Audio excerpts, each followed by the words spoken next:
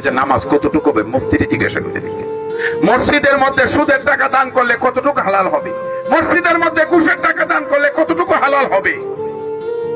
আর আপনি এই দেহের মধ্যে নাপাকি যত ধরনের কৌশলী যত ষড়যন্ত্রমূলক কালচার আছে, এটা দিয়ে বস্ত্র পরে খানা পরে ইবাদতে দাঁড়াইবেন, ইবাদতে কি কোনো মজা পাবেন নাকি?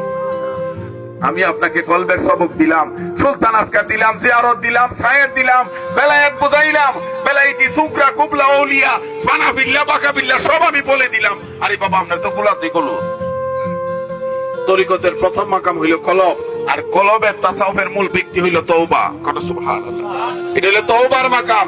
তওবার মাকাম কলব জিকির হইছে অসুবিধা নাই, কিন্তু জিকিরের সাথে নূর আছে তাতে অসুবিধা নাই, নূরের সাথে জিয়ারত হইছে তাতে অসুবিধা নাই, কিন্তু পরিপূর্ণ তখনই হবে যাবতীয় গুনাহ থেকে যেদিন আপনি মুক্তি পাবেন। যাবতীয় গুনাহকে আপনি ছেড়ে দিবেন। এখন আমরা পর্দার ওয়াজে যদি যাই, এটার একটা শাখা, মসজিদের ওয়াজে যাই, এটার একটা শাখা, কোরআন তেলাওয়াতের ওয়াজে যাই, এটার একটা শাখা, আপনি মুরাকাবাতে যান, এটার একটা শাখা, নামাজে যান, এটার একটা শাখা, সর্বশত শাখা আছে। 16 আনার 14 আনাই হইল হালাল। 16 আনার 14 আনা কি হালাল? হাফিজ সাহেব 30 পারা কোরআন মুখস্থ করছে, কিন্তু খাসিয়ত ভালো না। পীর সাহেব হাজার হাজার মুরিদ, কিন্তু খাসিয়ত ভালো না। সর্দার তার সারা দেশের মধ্যে প্রভাব, খাসিয়ত ভালো না। হাফিজ সাহেব কিন্তু এই জন্য একজন শায়ের বলছেন, হাজি না সুদি, গাজী না সুদি, পীর না সুদি, মুফতি না সুদি, মগর মুসলমান না সুদি করছে। তাহলে আপনি যদি আত্মশুদ্ধির মান, এটা তৈরি করতে হলো কি আত্মশুদ্ধি। আমাদের মধ্যে কতগুলি কুপ্রবৃত্তি আছে, এই কুপ্রবৃত্তি গুলিকে দমন করার যে একটা মাত্রা, সেটাই হলো তাসাউফের মান। কথা কি আপনারা বুঝতেছে? তাসাউফের মাঠে আসলে আপনার বদ খাসিয়ত সুখাসিয়ত হবে। 10টা কুরিপু আপনার থেকে যাবে, আর 10টা শরীফ আপনার মধ্যে বিদ্যমান হবে। তাহলে বিদ্যমান যদি হইতে হয়, এই জন্য মুজাদ্দেদ আল-বেসানি বলছেন, বাবা যার তার কাছে তাওয়াজ্জু নিও না, যার তার নসিহত শুনিও না। লোকটা যদি পরিপূর্ণ পরিশুদ্ধ হয়, মনে ইতমিনান জাগে যে সমাজের মধ্যে উনি এক্সেপশনাল, উনার খানা পিনা চলা পিনা সর্বমতায় উত্তম, তার দিকে তাওয়াজ্জু নিও, তুমি লাভবান হয়ে যাবে।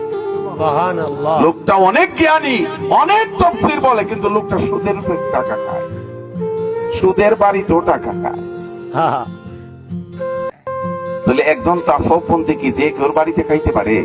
দেখেন আপনারা যদি আপনাদের গ্রামে বড় কোনো জিয়াফত করা হয়, 5টা 6টা গরু জবাই করে গুস্ত খাইবার লাগি পাগল হয়ে যাবেন, হালাল না হারাম চিন্তা করবেন না। শুধু পীর সাহেব না, সবার উপরই হালাল আর হারাম আইন। ইমাম সাহেব না, সবার উপরে আগে হালালকে আঁকড়াইয়া ধরেন। হালালকে যদি আঁকড়াইয়া ধরেন লাভবান। সাসি কেমন আছেন গো? সাসিরে দেখতেছেন শরীয়তে বোরকা লাভ, এটা কিন্তু হারাম।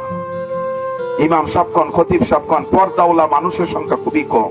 অনেক পুরুষ আসে তার বউকে দিয়ে কি করে, জমিনে কাজ করাইতে দেয়, আর জমিনে না গেলে সে কি করে, কুকুরের মতো মারে। এইরকম লোকও আছে সমাজ, অভাব নাই। সর্বক্ষেত্রে আল্লাহর দিকে তাকাইয়া নিজের যৌবন জীবন সমস্ত কিছু তারা বিসর্জন দিয়ে আল্লাহর প্রেমে রাসূলুল্লাহর অনুসরণ করবে, তারাই মুসলমান হয়ে কবর যাবে। আর মুসলমান হয়ে যদি কেউ মুসলমান হয়, তার কবরে কোনো ভয় নাই। এখন আপনাকে যদি কতক্ষণ আগে বলছেন ইংল্যান্ডের বিষয়, আপনারা যদি বলা হয় যে ইংল্যান্ডের রানী ওই তোমার লাগি অপেক্ষা করতেছে, আনন্দ লাগবে ভালো না খারাপ? তরিকতের ময়দানে বলে 4টা সবক থাকে, যত তরিকা আছে। 1 নাম্বার হইলো ফাতিহা শরীফ, 2 নাম্বার হইলো মুরাকাবা, 3 নাম্বার হইলো খতম শরীফ, আর হইলো দুরূদ শরীফ। এই 4টা সবক যত তরিকা আছে, সমস্ত তরিকার মধ্যে এটা থাকবে। এই দুরূদ শরীফ যখন বান্দা পড়া শুরু করে, রাসূলুল্লাহর সাথে তার সম্পর্ক বাড়বে না কমবে? বাড়বে। আপনারা